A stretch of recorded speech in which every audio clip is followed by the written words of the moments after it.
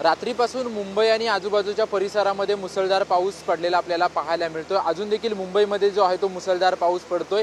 आतापर्यंत आपण जर पाहिलं तर सायन असेल, माटुंगा असेल, कुर्ला, चेंबूर या परिसरामध्ये पाणी भरताना आपल्याला पाहायला मिळत होतं। परंतु आता आपण जर पाहिलं तर कुलाबा परिसरामध्ये जे आहे ते पाणी भरायला सुरुवात झालेली आहे आणि या ठिकाणी महानगरपालिकेचे कर्मचारी जे आहेत ते या ठिकाणी मशीनच्या द्वारे पाणी बाहेर काढण्याचं काम जे आहे ते या ठिकाणी महानगरपालिकेच्या कर्मचाऱ्यांकडून सुरू आहे। आतापर्यंत आपण पाहिलं तर सायन, माटुंगा असेल किंवा अंधेरी परिसरामध्ये मोठ्या प्रमाणात पाणी भरताना आपल्याला पाहायला मिळत होतं। परंतु आता कुलाबा परिसरामध्ये देखील पाणी भरायला सुरुवात झालेली आहे। मुंबईमध्ये काल रात्रीपासून मुसळधार पाऊस जो आहे तो पाऊस पडताना आपल्याला पाहायला मिळतो। याच्यामध्ये मुंबईकरांची तारांबळ उडालेली देखील आपल्याला पाहायला मिळाली।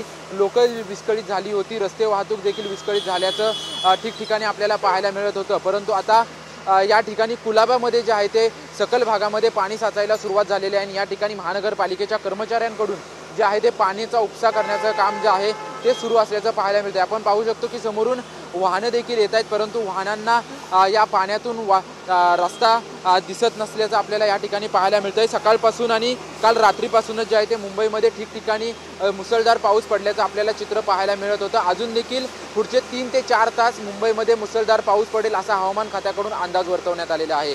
कॅमेरामन रोहन पवारसह निवृत्ती बाबर, TV9 मराठी, मुंबई।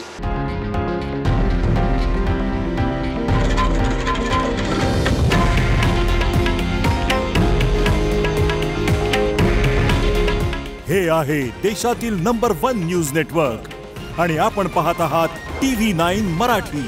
काळजी तुमची, हित महाराष्ट्राचं।